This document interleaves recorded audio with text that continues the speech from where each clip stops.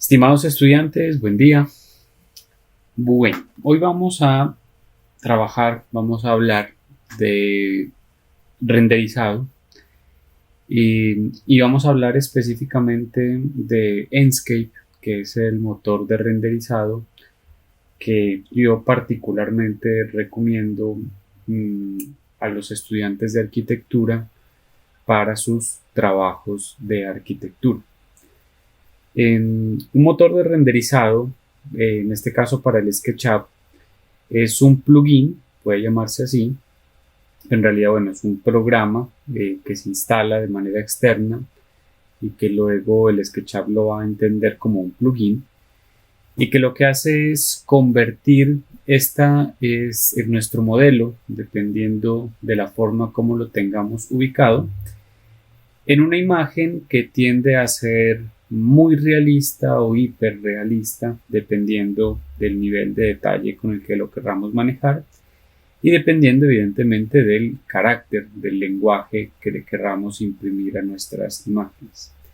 Es común ver en arquitectura que muchos renders, muchas imágenes finales de presentación son tan reales que parecieran casi fotografías mismas del proyecto, así como hay renders que evidentemente se percibe que aún siguen siendo dibujos y que no denotan tanto realismo.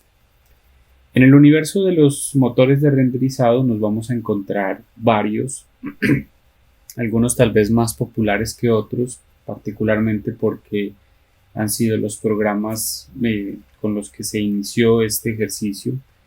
Uno de los más conocidos es V-Ray, yo por acá también lo tengo instalado, V-Ray para SketchUp, pero hay muchos otros tantos, Lumion, 3ds, bueno, y nos vamos a encontrar bastante en este momento, no recuerdo otros, y he encontrado en Enscape, el que tengo por acá, que las herramientas son las que van a aparecer por acá.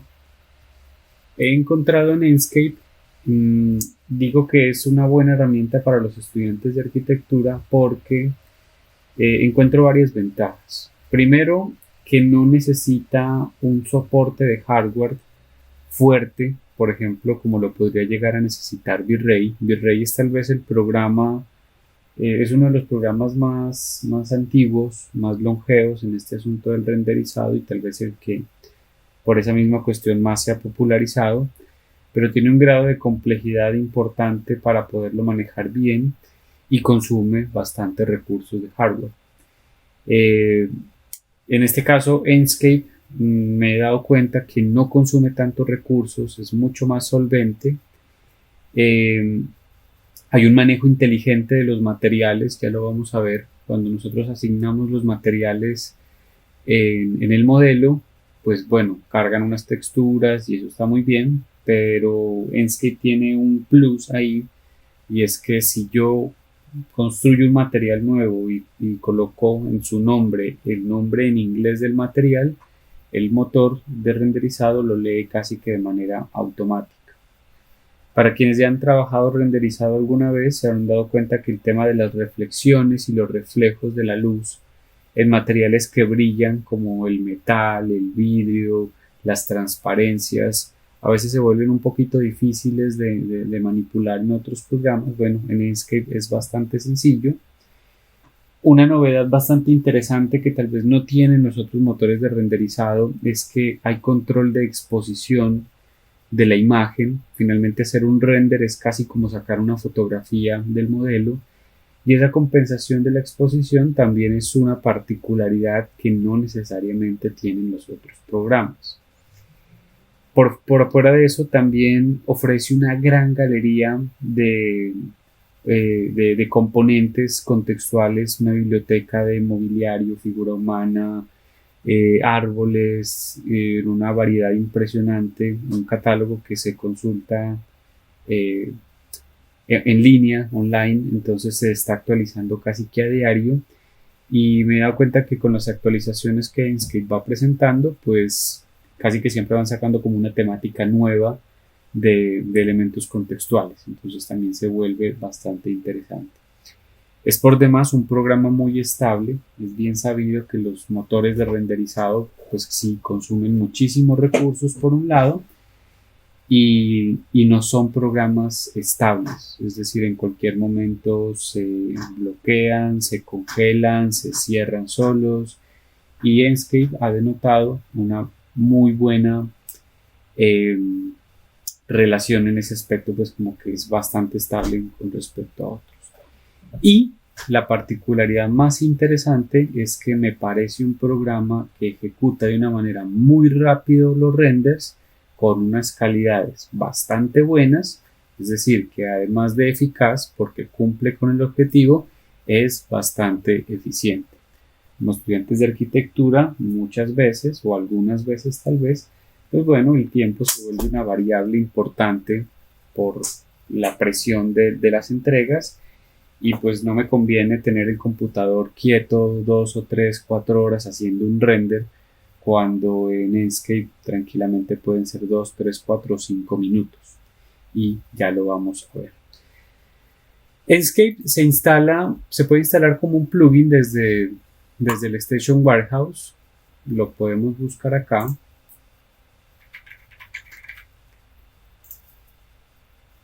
Por acá nos ofrece dos, uno que es Enscape para Mac y este que es Enscape para Windows. Pero pues evidentemente tiene una particularidad, siendo un programa tan bueno, es decir, este tipo de imágenes son las que se producen en Enscape, pues siendo un producto tan bueno, evidentemente no iba a ser gratuito. Cuando queremos instalarlo, pues bueno, no nos aparece el link para instalar, pero sí nos dice que podemos visitar la página, el lugar de donde viene el plugin. Y bueno, esta es la página de Enscape. Si se registran y descargan la versión gratuita, van a tener 15 días de licencia para que exploren las herramientas que le ofrece y vamos a encontrar que hay unas versiones para estudiantes y profesores que las ofrecen pues a un precio bastante económico, me parece. Alcanzan a ser 12 euros, 11 euros, pues que tendrán al mes. Se puede comprar también la licencia anual.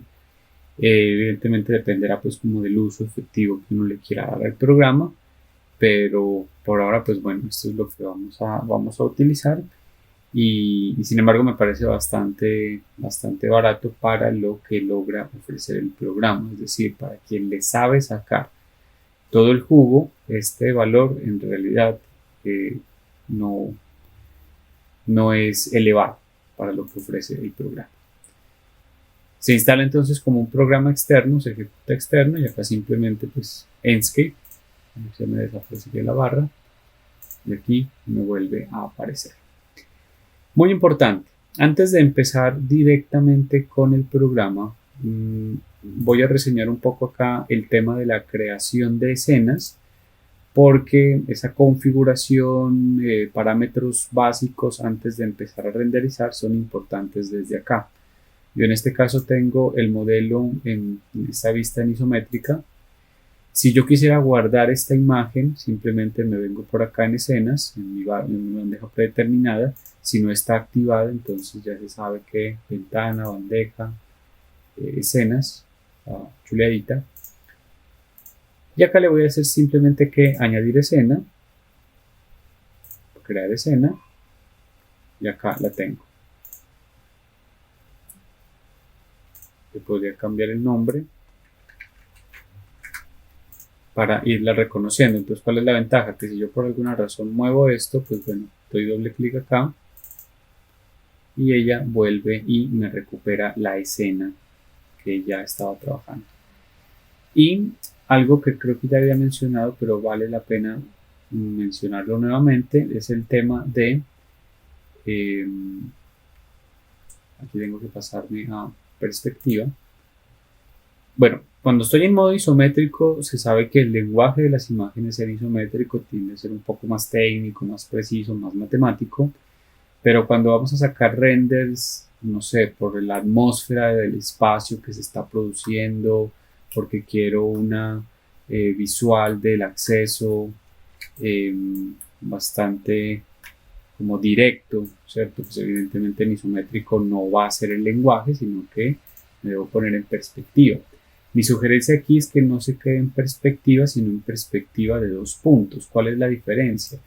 Que cuando el modelo está en perspectiva, esto tiende a generar 3 puntos de fuga que no me interesan para nada. Es decir, hay una fuga en este sentido. Si nos damos cuenta, estas líneas se están fugando y se van a encontrar en un punto de fuga por acá abajo. Y evidentemente las que salen hacia la derecha y hacia la izquierda. Cuando colocamos el modelo en perspectiva de 2 puntos, se corrige eso. Entonces, ¿qué va a pasar aquí? Que todas las líneas verticales, esta vertical y esta vertical, siempre van a ser paralelas. Eso es fundamental en el aspecto de un render. Incluso cuando hacemos fotografía, una de las primeras correcciones que se le hace a la fotografía de arquitectura es corregir las verticales, deformando un poco la perspectiva precisamente para captar este tipo de imágenes. No puedo hacer que las imágenes me queden fugadas hacia arriba o hacia abajo. Obviamente a los laterales, izquierda, derecha sí, pero hacia arriba y hacia abajo no. Por eso, perspectiva de 2 puntos. Si yo quisiera entonces guardar esta imagen, ya la tendría guardada acá. Y muy importante mencionarlo acá nuevamente, el tema del campo visual. En este caso, el campo visual me lo está manejando en grados. Estoy a 35 grados. Si yo cambio a 10, lo que voy a hacer es conseguir una imagen un poco más amplia. Entre 35 y 50 podemos decir que es la forma como el ojo ve de manera natural. Entre 35 y 50 grados yo recomiendo se muevan solamente entre esos valores o lo dejan en 35, que es el valor de efecto que trae el SketchUp. Cuando yo hago estos movimientos siempre debo estar verificando que vuelvo a perspectiva de 2 puntos porque me lo va a mover. Vuelvo y lo hago y me paso a 50, me estoy dando cuenta que se me cambia, vuelve a perspectiva, debe ser perspectiva de 2 puntos nuevamente para que me corrija eso. Entonces voy a dejar el campo visual nuevamente en 35 y corrijo a perspectiva de 2 puntos. Ese aspecto también es muy importante. Entonces, vamos creando escenas y vamos construyendo el tipo de relación visual que yo quisiera tener de mi proyecto. Por ejemplo, ya en este caso me interesa meterme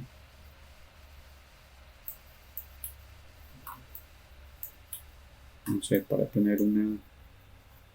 Esto a veces es un poquito molesto porque se sale, pero quisiera tener, por ejemplo, esta visual, cámara, perspectiva 2 puntos y corrijo, y esto puede ser otra escena. Hay una herramientica por acá cuando nosotros activamos la herramienta de cámara, es la que aparece acá.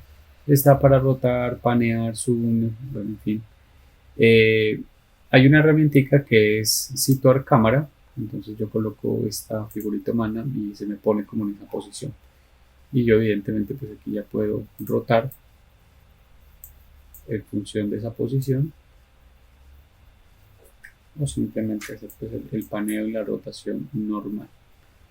Entonces son herramientas adicionales para saberse mover dentro de esto. Entonces, escenas bien encuadradas, escenas para los que han visto algo de fotografía, hacer uso de la ley de tercios, de ley de horizonte, de una imagen bien compuesta, bien lograda, porque vuelvo e insisto, esto es básicamente a tomar una fotografía, eso es lo que estamos partiendo de un modelo. Yo aquí voy a tener que dividir mi pantalla en 2 partes, una parte hacia acá y lo voy a dejar hasta aquí. Esto lo voy a minimizar, es más, voy a cerrar esto. Voy a cerrar todo esto porque no me interesa tener otros programas interfiriendo con el SketchUp. Y voy a iniciar Enscape, simplemente dando clic en este botón. Él arranca, se prepara. Esto no le toma más de un minuto y se van a dar cuenta pues que en menos de un minuto yo ya tengo una imagen render básica construida.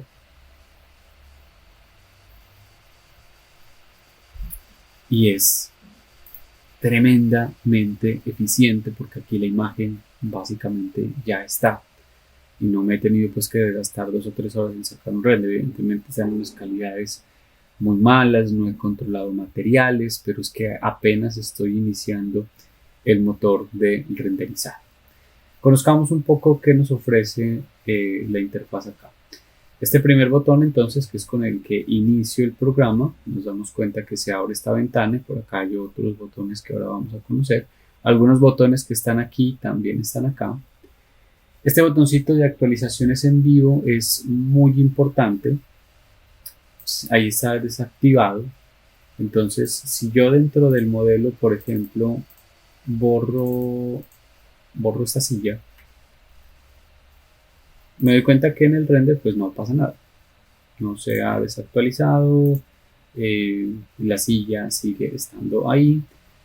Y si yo lo activo, resulta que me voy a devolver.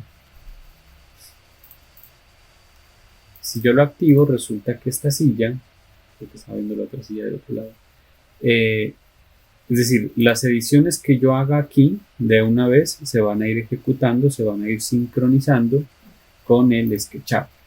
Esta sugiero se mantenga siempre activa, la de actualizar el programa en vivo, porque hay otra que es la de sincronizar vistas y esa funciona de la siguiente manera. Depende a veces de qué tan cargado está el modelo, pero básicamente lo que hace este botón es que lo que yo estoy viendo en la ventana del SketchUp es lo mismo que yo estoy viendo en la ventana del Enscape. Aquí está desvinculada, no está sincronizada. Si la vinculo ahí, aunque bueno, no sé, está como un poquito más atrás. Es como si estuviera detrás del vidrio. Pero entonces lo que estoy viendo acá, lo estoy viendo allá. Entonces se mueven en paralelo. Si yo roto, el modelo rota. ¿Por qué? Porque tengo sincronizado esto aquí. ¿Qué pasa con esa opción? ¿Es buena o es mala? No sé, depende. A veces, incluso porque en este caso, por ejemplo, no me actualiza tan rápido, que el modelo se queda como pegado en el Enscape. A veces depende, a veces me interesa incluso que esto esté por un lado y que esto esté por el otro. La situación, digamos, un poquito, tal vez que no favorece mucho el asunto acá es que no se navegan con las mismas herramientas con las que se navega en SketchUp. Acá ya sabemos que rotar scroll sostenido, que la manito es H. Bueno, en Enscape pues cambia un poquito. Para girar yo debo sostener el clic derecho, para panear es el scroll sostenido. Si yo presiono la tecla H en la interfaz de Enscape, por acá me aparecen un poco esos comandos que me ayudan a navegar. Es un poco parecido incluso a los videojuegos. Los que juegan en sus computadores se darán cuenta que esta es la configuración de teclas para moverse. Entonces W, S, D, A. Estoy con la tecla del espacio, pues como moviéndome, caminando. Esto es para rotar, esto es para orbitar. Si doy doble clic me acerco. Bueno, en fin, entonces no es necesariamente la misma manera de moverse en el SketchUp. Por eso a veces es bueno tener esto sincronizado, a veces no necesariamente. Luego por acá voy a tener lo que está pensando, objetos de Enscape. Esta es la parte interesante porque entonces en los objetos de Enscape yo tengo básicamente luces artificiales, las que funcionan como esferas, las que son focos, tipo spots, lineales, rectangulares, en discos. Puedo vincular modelos, entonces es bastante interesante porque si yo quiero colocar una lámpara por acá, pues simplemente vengo acá y ella ya me apareció por acá. Si se dan cuenta, ya me está iluminando. Es este objeto que acabo de colocar acá. Si lo borro, pues evidentemente deja de iluminar. pero ahí está iluminando. Entonces es simplemente cuestión de tocar la herramienta, colocarla en el modelo. Este es un spot, entonces debo indicarle la dirección. Miren que por acá ya aparece. Entonces lo interesante aquí es que evidentemente pues estamos viendo cómo las herramientas y cómo las secciones que yo tengo acá pues están articulando directamente a lo que sucede en el programa, y ya con un tratamiento de los materiales pues bastante correcto. No es el mejor evidentemente, pero sí es correcto. Por ejemplo, esta lámina metálica, fíjense que aquí ya me está agarrando los reflejos y se ve bastante bien. Tenemos por acá biblioteca de activos. Esta parte sí que es interesante porque entonces aquí puede que se demore un ratico a veces cargando, pero aquí es donde yo voy a encontrar toda la biblioteca de elementos que necesito por buscar, por categorías, accesorios, animales, construcción, gente, mobiliario, vegetación y figura humana, que es de lo que más se usa. Pues vamos a encontrar muchísimos tipos y bastante interesantes para usarlos en el programa. Entonces, no sé, supongamos que yo quisiera esto. Sobre todo con los árboles hay que tener un poco de cuidado porque como tienen tanta geometría, pueden recargar un poco el modelo. Listo, cargó. Lo coloco acá en el modelo y entonces él ya me lo va guardando directamente acá.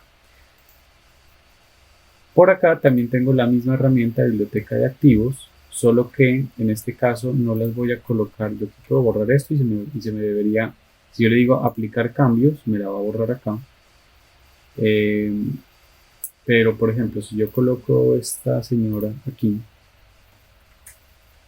y le digo aplicar cambios, me la va a cargar acá. Hay diferencias entre este tipo de figura humana, que es una figura humana en 3 dimensiones, y el señor que aparece por acá atrás, que es una figura plana, pero que siempre me está dando el frente. Esta de hecho es un poco rarita. Vamos a borrar esto y vamos a borrar al señor y vamos a colocar a la señora un poco atrás, ahí, que me parece un poquito más adecuado para lo que puede estar sucediendo aquí. Entonces, biblioteca de activos bien puede ser desde aquí y voy vinculando directamente al modelo desde el Enscape y aplico cambios, o directamente desde el modelo de SketchUp. Para el caso pues es básicamente lo mismo. Vamos a tener por acá también biblioteca de materiales. Esto es muy interesante porque sabemos que Enscape trae ya como unos materiales. El SketchUp trae unos materiales predefinidos. Yo puedo crear materiales, pero Enscape también me ayuda porque ya tengo otra gran cantidad de materiales que puedo hacer uso de ellos. Simplemente importaría la selección. Ese importe de selección se me va a guardar en una carpeta y finalmente lo que yo terminaré haciendo es construyendo el material con las imágenes que me genera Enscape.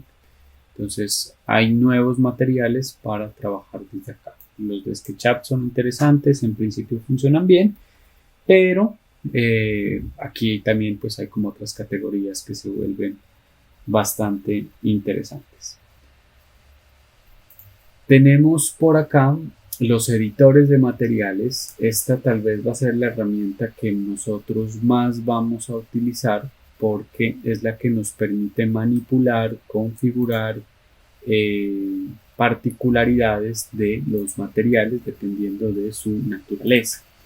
Entonces, por ejemplo, voy a tratar de entrar a este material. Como no sé cómo se llama, me voy a meter aquí a materiales y con este gotero. Me dice que se llama Metal Steel Texture White. Si me meto por acá al editor de materiales, estos son los materiales que están cargados en este modelo. Claro, son bastantes. Entonces lo voy a buscar Metal Steel. Eso tiene un montón.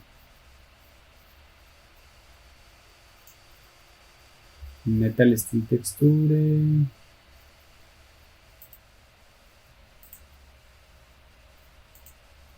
Texture y Texture White. Y el que yo estoy necesitando es Texture White, es decir, que es este.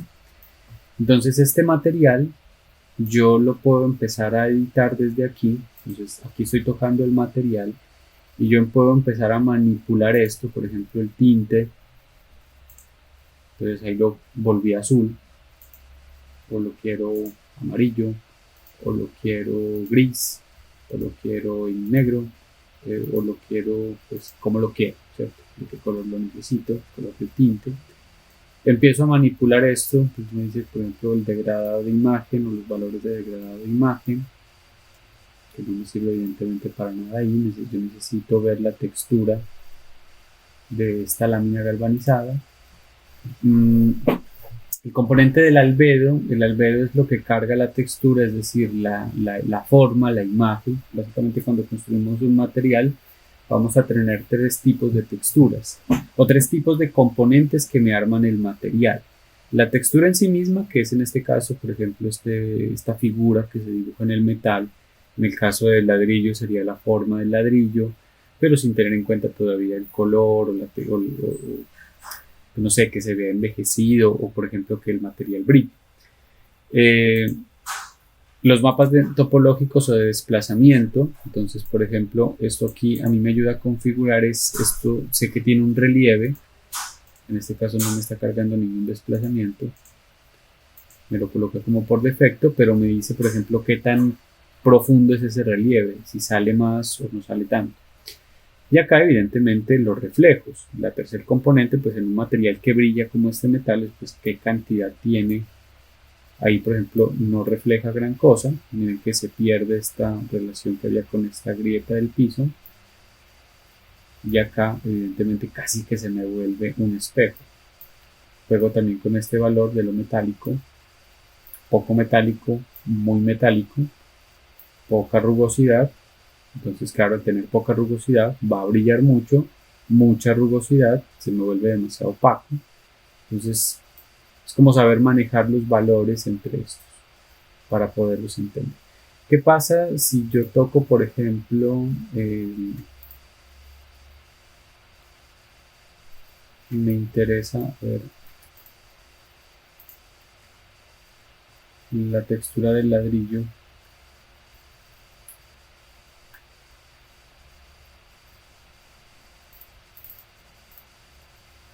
Aquí tengo la textura del ladrillo con puntagotas. Me dice que se llama Brick Rogue Dark. Entonces voy a buscar este.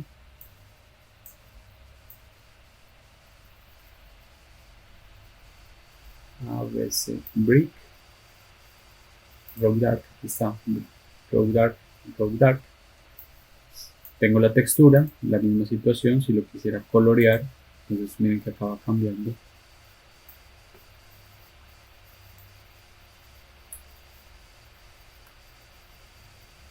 Entonces aquí las posibilidades pues se amplían enormemente porque yo ya puedo tener estos muros en diferentes tonos, diferentes tintes, y se vuelve bastante interesante porque pues hay un control de la atmósfera del espacio que estoy proponiendo.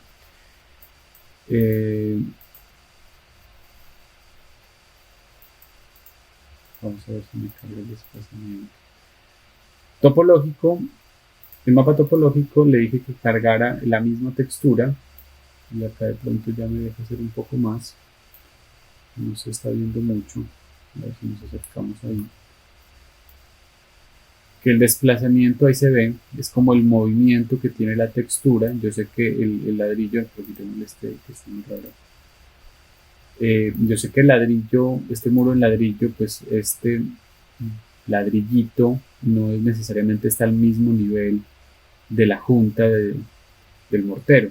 Entonces aquí hay un desplazamiento, es decir, desplazamiento es ese movimiento que hay entre un material y el otro, y con esto yo lo puedo controlar. Este material no va a tener reflejos, pero sí que puede tener rugosidad. En el que le quito la rugosidad, entonces casi que se me vuelve como una especie de plástico. Sí le puedo meter bastante rugosidad porque este material sí la tiene, evidentemente no tiene nada metálico. Y los valores de lo especular, que le quitas como un poquito esa opacidad, como que se vuelve un poco más vivo cuando está ahí. Entonces, tengo la posibilidad de manipular de una forma muy sencilla, o sea, esto que yo aquí lo hago con 2 o 3 toques, en otros programas es un poco más enredado y no necesariamente funciona tan bien acá. Una particularidad, una cosa que sí me parece bien interesante en el Enscape es que es el manejo de todos los materiales que tienen que ver con texturas como el césped o como la alfombra, que también en otros programas puede que lleguen a tener cierta complejidad para poderse manejar bien. ¿Qué pasa, por ejemplo, si yo lo que quiero es un tapete? Armo el grupo. Recuerden que lo ideal es colocar el material al grupo y no a las caras. Entonces vengo por acá, baldosas, asfaltado, alfombras. Entonces, por ejemplo, voy a colocar esta alfombrita de aquí. Listo. Tengo que ir a buscar la escena de acá. Entonces, a ver si me voy a venir acá. Ahí está. Miren que aquí está la alfombra. La entrada ya tiene buen aspecto. Alfombra Berber de patrón gris. Vamos a buscar esta acá.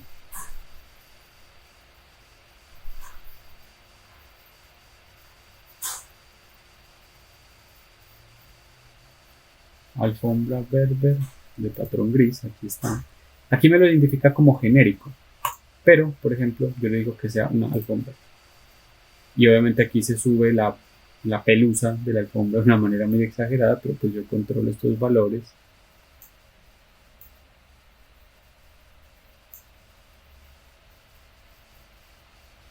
Tal vez se sobredimensiona incluso porque ya lo dejo en cero. Tal vez es un genérico.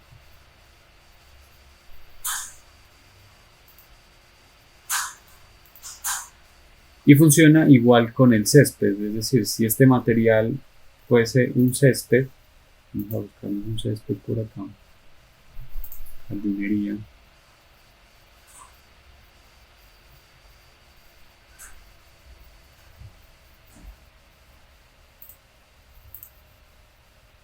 Que acá con el césped sí funciona bastante bien, incluso a veces lo identifica en automático. Acá sí lo identifico en automático césped y lo identifica de una vez como césped. Entonces yo puedo jugar con estos valores de qué tan alto, qué tanto se ve esta textura de la hierba. Y voy jugando un poco con estos valores, los voy toqueteando. Evidentemente ahí está muy exagerada, pero pues, vuelvo, insisto, yo puedo jugar con estos valores. ¿Cierto? Esto en otros programas no es tan necesariamente fácil de manipular, entonces Enscape se presta bastante para manejarlo simplemente desde acá. Siguiendo con el tema de los materiales, me he venido por acá, dibujé este cilindro que no tiene materialidad todavía. Y se la voy a asignar de la siguiente manera para explicar el tema de que Enscape logra entender los materiales desde el nombre que uno le coloca. Esto que es simplemente un cilindro, que podría ser cualquier cosa. Si yo me voy por colores y no sé, coloco este color J04, listo, color J04, pero si yo a continuación en inglés escribo glass, miren que el material cambia y se vuelve un vidrio. ¿Por qué? Porque le he colocado glass como textura. O si yo le coloco metal, se me vuelve un material metálico. Si le coloco plástico, se me vuelve un material plástico. Evidentemente yo en la edición pues puedo jugar también con los valores de transparencia de esto. Dependiendo del material habrán unos donde deja de funcionar evidentemente. pero si esto es un vidrio y yo empiezo a mover los valores de la transparencia, entonces se vuelve, ahí está, como un vidrio más bien transparentosillo. Pero es lo interesante, que yo, dependiendo del nombre que coloque aquí, se me va a ir configurando el material que tengo acá. Por acá en el escritorio yo tenía esta tablita porque siempre hay que presentarlo en inglés. Entonces, por ejemplo, si quisiera el espejo, mirror, coloquemos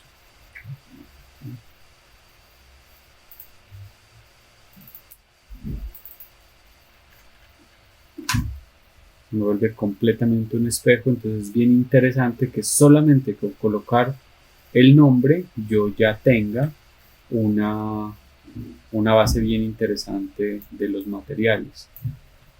Cerámica, por ejemplo, cerámica también funciona muy bien.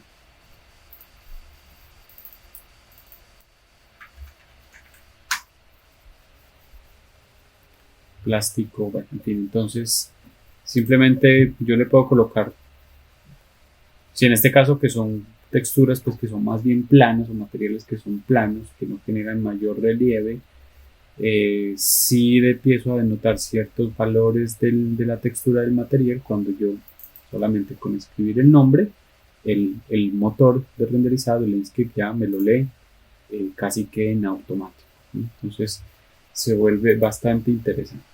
De todas maneras, los materiales, obviamente, la mayoría de los materiales de inclusión siempre va a venir directamente desde el SketchUp, porque son materiales que SketchUp ya tiene, porque los estoy creando como nuevos. Y Inkscape me los va a leer pues de una manera bastante fiel, ¿cierto? Aquí en esta mesa, en el vídeo, nos damos cuenta de ese asunto. Yo voy a borrar esto de acá y listo, se me va borrando este asunto. Exploremos qué pasa un poco por acá. Por acá yo tengo hay ciertas particularidades. Por ejemplo, el administrador de vistas me está guardando las vistas que yo ya tenía por acá. Por ejemplo, yo tenía 3 escenas, la ISO, la escena 2 y escena 3 y están acá. Entonces ISO de una me la lee, escena 2, escena 3 de una me la lee, escena 2 de una me la lee. Entonces sincroniza. Si yo generara una vista nueva, entonces de una vez me la va incluyendo acá. Se vuelve bastante rápido la forma de crear las escenas. Ya vimos que esto era en la biblioteca de activos. Por acá yo puedo generar videos, pero bueno, lo vemos en un momentico cuando miremos ya cómo se exportan las imágenes finales. También tengo forma de, obviamente, ajustar valores visuales. Me voy a meter a la escena 2, escena 3, que era la interior. Esta me interesa. Ciertos valores que desde lo visual son muy importantes al momento de renderizar.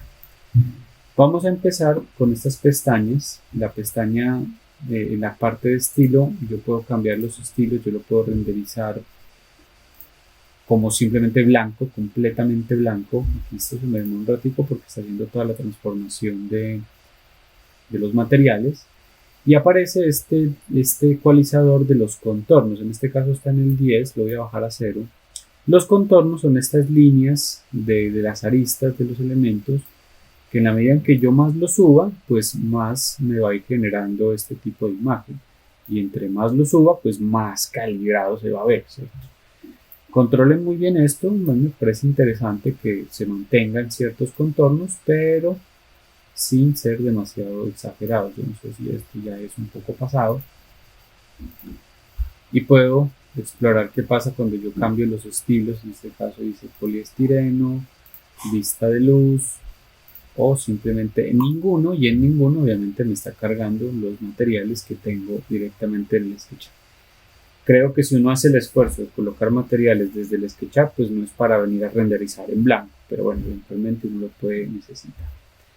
Por acá en la cámara es donde aparece el asunto de la exposición de la imagen. En este caso está automática. Si yo la quito, puedo modificar este valor y esto es lo interesante, es decir, que yo puedo controlar el valor de exposición a mi gusto. Pensaría que más o menos por ahí está bien, pero la exposición automática en realidad es bastante precisa. Entonces, casi siempre teniéndola aquí en el dial por defecto va a funcionar bastante bien. Por acá tengo el campo de visión que está en 35 vertical, era el mismo campo que yo modifiqué por acá en cámara, no me lo dejo modificar desde acá. Y tengo esto que es profundidad de campo, que es lo que en fotografía muchos celulares sobre todo llaman el efecto bokeh, que yo puedo como generar ciertas distorsiones por algunos elementos que me parecen más enfocados, menos enfocados. Si yo muevo esto aquí, se dan cuenta que pasa como una especie de una haz de luz que me dice qué es lo que está enfocando. Esto puede ser interesante, pero no hay que exagerar, porque si hago esto, pues toda la imagen me va a parecer muy borrosa, como con catarata. Pero sobre todo cuando uno está haciendo, no sé, una imagen bastante más cercana, más en unos primeros planos, de pronto aquí sí puede ser interesante. Y con el punto focal me voy moviendo y voy haciendo énfasis en donde necesito la nitidez. Que puede ser una figura humana, pero bueno, sigue siendo demasiado profundidad de campo.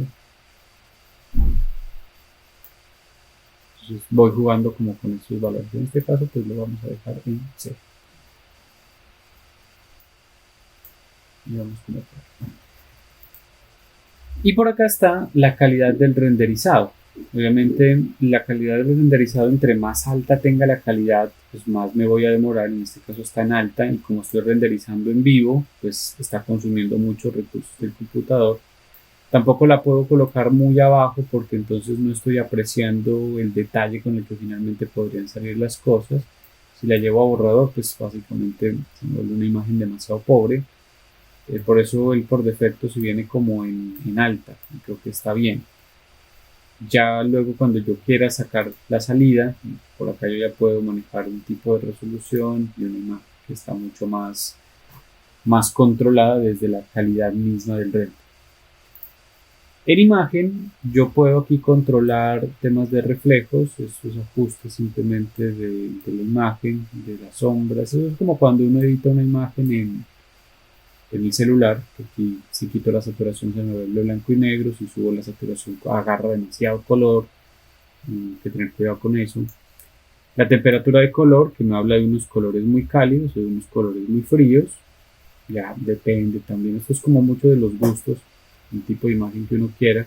Esto obviamente genera una atmósfera muy distinta a la que se presenta por acá. Y bueno, por acá hay otros efectos que pues no necesariamente son de que los tenga que estar controlando todo el tiempo, ya son como de, por ejemplo, el viñetado que me genera estos haces en las esquinas, los destellos de los lentes, bueno, en fin, ya son cositas como detallitos, no son necesariamente importantes, pero bueno, ahí quedan para que los exploren. Lo que sí es importante por acá es el tema de las atmósferas, porque en la atmósfera yo tengo por un lado el control de la niebla, de la intensidad de niebla, que a veces, sobre todo en exteriores, acá en interiores no se ve mucho, por eso en las ventanas sí se ve que algo pasa, es una especie de bruma que aparece sobre la imagen. Acá no se va a percibir gran cosa. La iluminación del sol, obviamente si yo le meto full iluminación se me va a meter mucho más porque es la iluminación del sol la que está trabajando aquí. Si yo abajo esto es porque el sol se ha ido, entonces por eso me cambia. Tengo el cielo nocturno con esta intensidad, si lo bajo, si lo subo, porque lo ilumino un poquito más.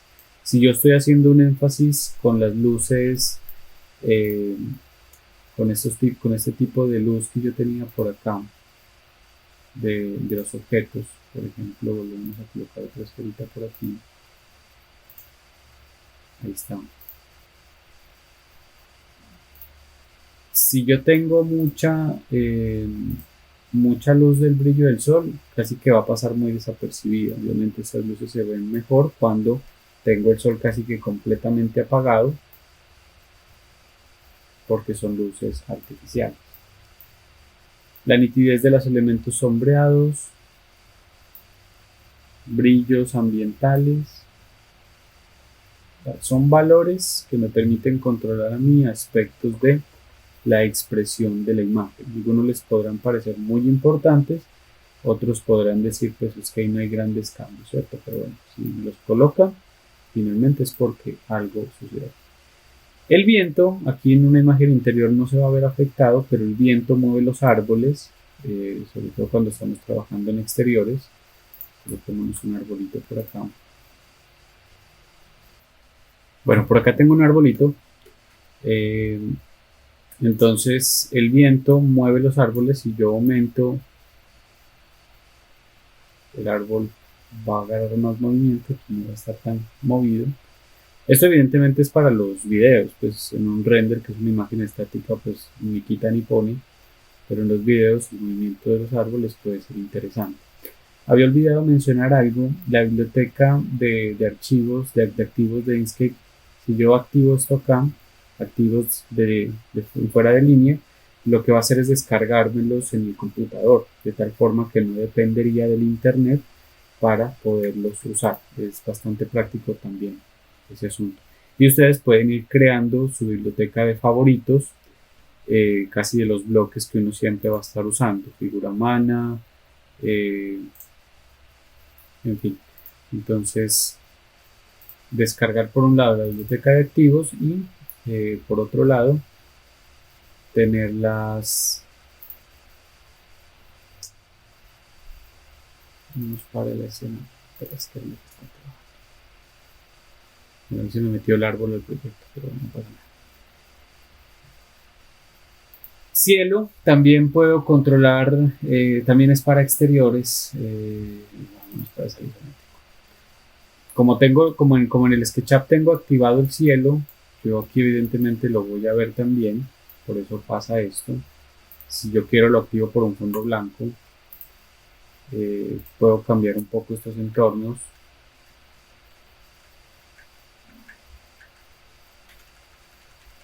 Incluso por acá creo que hay una opción, aunque esta yo no la he explorado muy bien, de contexto del lugar, es decir, que yo puedo casi que ubicar el proyecto en el lugar que corresponde.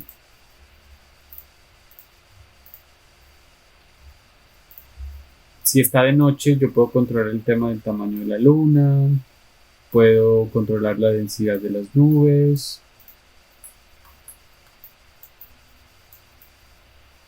Que será un poquito más. Densidad de nubes, qué tantas nubes. Obviamente esto me va a afectar al interior. Si tengo muchas luces, si tengo mucha nube, tengo menos luz en el interior, así está despejadito, que la variedad de este asunto, el tipo de nube, y cómo la cambio, tal vez se ve más interesante ahí. Los cirros, que creo que son como estas nubecitas más difusas que aparecen por allá. En la noche, si yo no tengo sol, bueno, pero una punta importante acá también. Todo el tema de la hora del día que yo manejo desde SketchUp evidentemente me está afectando acá. Yo aquí estoy a mediodía. Si yo me pongo aquí, vamos a ver.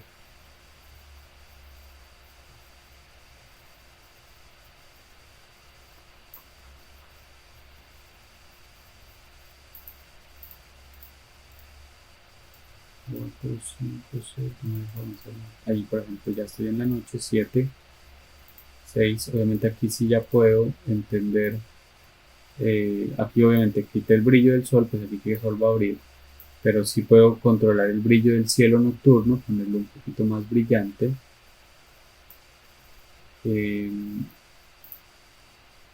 Pero por ejemplo aquí el tamaño de la luna, a ver si logramos ubicar la luna acá. Pues si me dice el tamaño de la luna es porque en algún punto está saliendo, miren acá. Entonces, qué tan grandoto, qué tan chiquita la puedo colocar. Densidad de nubes, nuevamente, variedad, que las estrellas.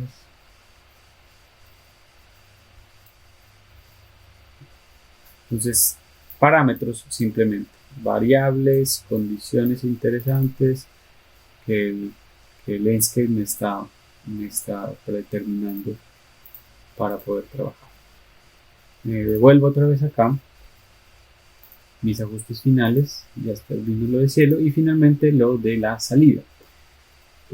Calidad que yo recomiende, pues si ya es para una presentación final 3840 por 260, que esto es una muy buena resolución de una imagen.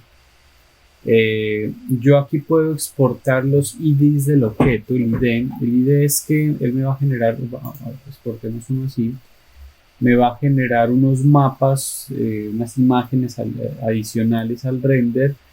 Esto se usa mucho en Photoshop cuando se va a hacer postproducción, que por ejemplo yo necesito agarrar el muro que tiene esta textura, como una especie de madera. Entonces, para que en Photoshop yo no tener que recortarlo con el polígono, pues simplemente me exporta un color y yo selecciono el color y es muchísimo más sencillo. Tiene que ver mucho con la postproducción de imagen en Photoshop. Me dice, bueno, en dónde me va a guardar este asunto, digámosle que por acá en Inkscape.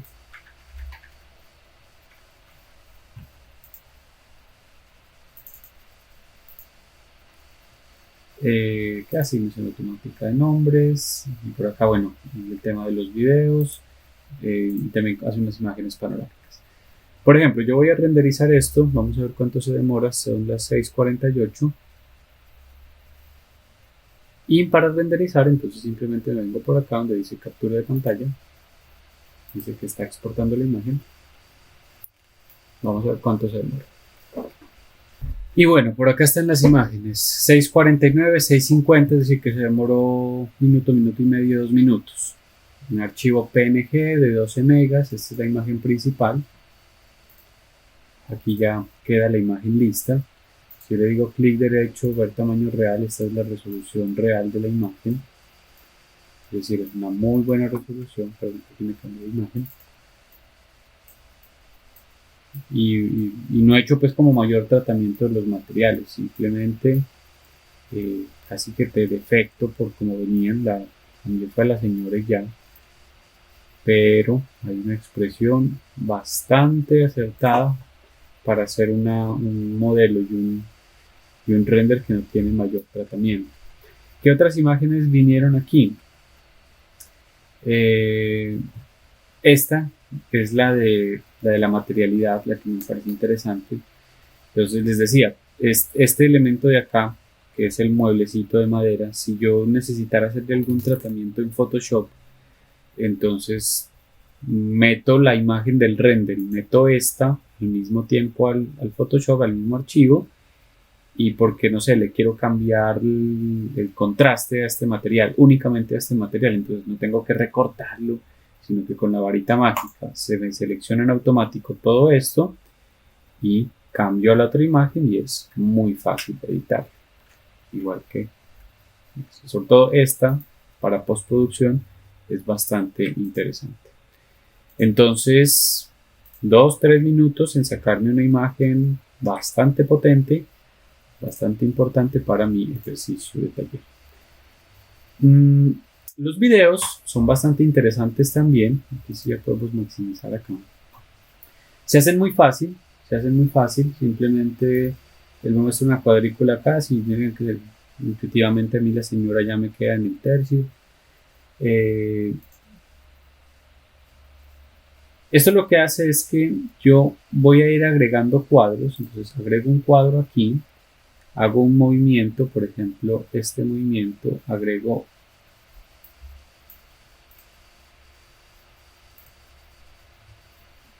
me muevo, voy agregando otro cuadro.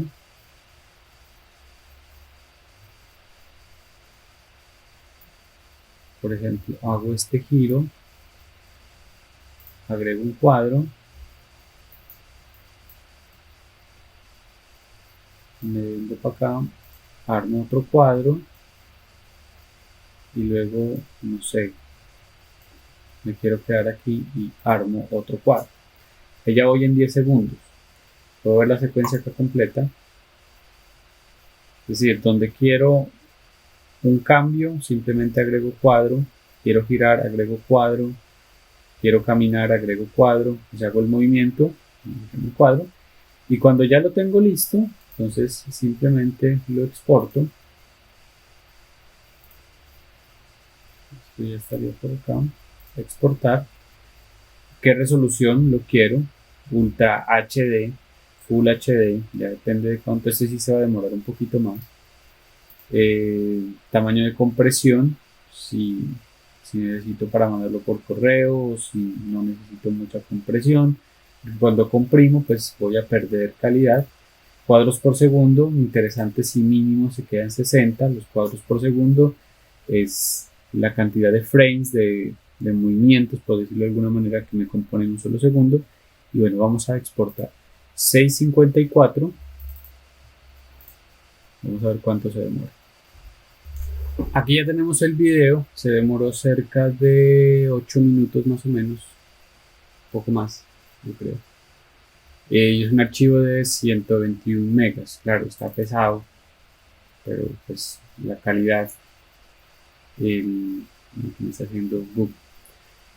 Pero se puede obviamente reducir mucho el tema de la resolución y de la calidad, y se va a demorar menos y va a pesar mucho menos el archivo también. Bueno, finalmente, vamos a salirnos de acá. Hay unas dos cositas que sí me parecen muy interesantes de Enscape. Es que yo puedo generar estos archivos exe, que son unos archivos ejecutables, que me permiten a mí, y esto con seguridad varias veces nos ha pasado, que queremos mostrar el proyecto a alguien y pues sí, lo hacemos directamente desde el SketchUp o desde lo que sea. Este archivo independiente ejecutable no necesita del programa, se exporta relativamente rápido, no necesita de un programa especializado o de alguna herramienta súper específica, y me permite moverme dentro del archivo para explorarlo, para recorrerlo, para mostrárselo a un profe o a un cliente. Y es bastante práctico, entre otras cosas, porque miren que es un archivo que no se demora mucho en guardarse. Sí puede ser un poquito pesado, 110 megas, pesa casi tanto como el video, pero miremos entonces lo que sucede. Y entonces me muestra esto, y casi que con las mismas herramientas que yo tengo en el Enscape para moverme, las teclas, la forma de rotar.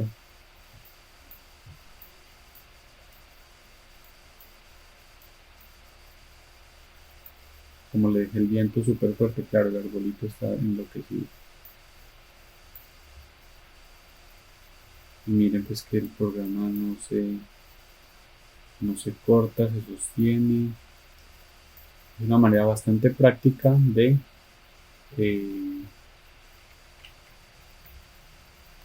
yo aquí puedo cambiar las horas del día, incluso para poder ver el proyecto en condiciones distintas de iluminación.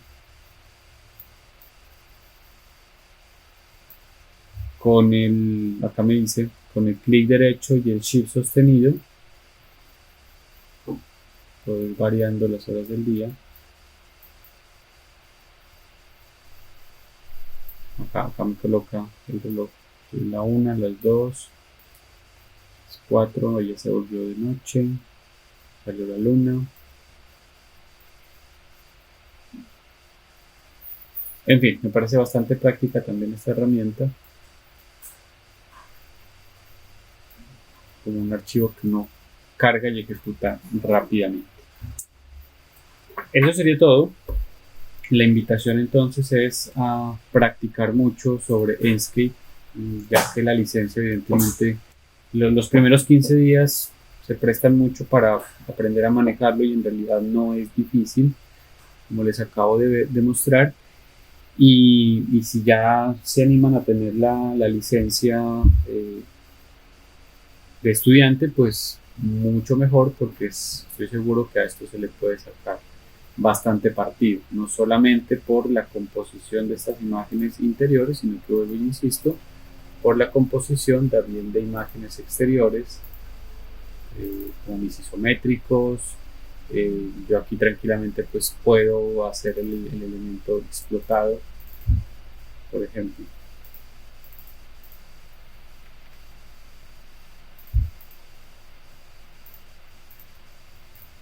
Voy a borrar esto. Entonces yo sí puedo empezar a mover esto.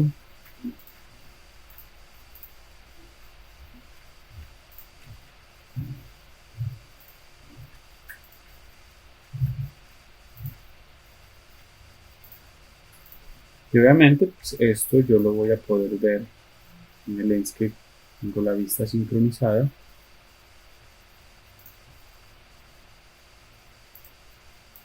Voy a quitar el cielo, dejar esto con un fondo blanco simplemente. Y acá voy teniendo mi imagen con colores, con texturas, si es que así lo quisiera, sino pues ya se sabe también que lo puedo exportar como una imagen a color blanco. Eso simplemente habla. Entonces, tanto para una representación desde los isométricos como las perspectivas, los elementos cortados, es que les va a generar una muy buena expresión del documento final. Les agradezco la atención. Feliz día.